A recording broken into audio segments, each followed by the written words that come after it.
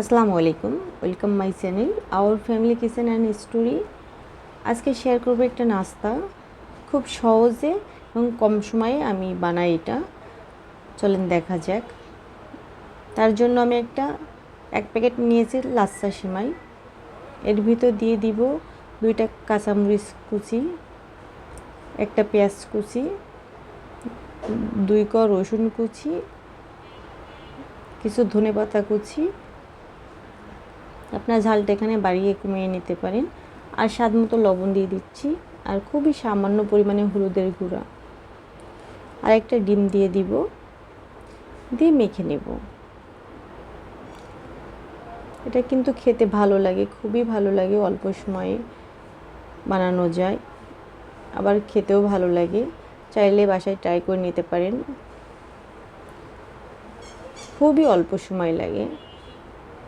আমার বাচ্চা যখন খুবই কান্নাকাটি করে কিছু খাবে, তখন আমি খুব দ্রুত এটা বানিয়ে দিই, খুব পছন্দ করে। আমি একটা ওষুধের ক্যাপ নিয়েছি, এর ভিতর দিয়ে তাহলে বানাচ্ছি, তাহলে সবগুলো এক সাইজের হবে। আপনার চাইলে যেভাবেই হোক ইচ্ছা সেভাবেই বানিয়ে নিতে পারেন।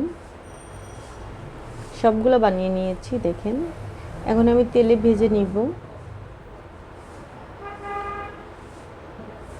চুলায় পরিমাণ মতো তেল দিয়ে গরম হয়ে আসলে এটা দিয়ে দিচ্ছি, পিঠা বা নাস্তা যেটা বলতে পারেন। সবগুলো দিয়ে দিয়েছি। আমি এখন উলটপালট করে ভেজে নিব কালার আসা পর্যন্ত।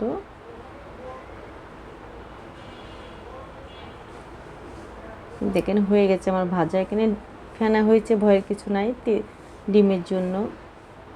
দেখেন কত সুন্দর হয়েছে, খেতেও কিন্তু খুবই ভালো লাগে, এটা মুচমুচে হয়। আমার ভিডিওটা ভালো লাগলে চ্যানেলটা সাবস্ক্রাইব করে পাশে থাকবেন প্লিজ। আপনারা বাসায় ট্রাই করে জানাবেন কেমন হলো। দেখেন সবগুলোই কিন্তু মুসমুস হয়ে গেছে, আর মুসমুস হয়েছে জন্য একবারে ভেঙে গুঁড়ো গুঁড়ি হয়ে যাচ্ছে।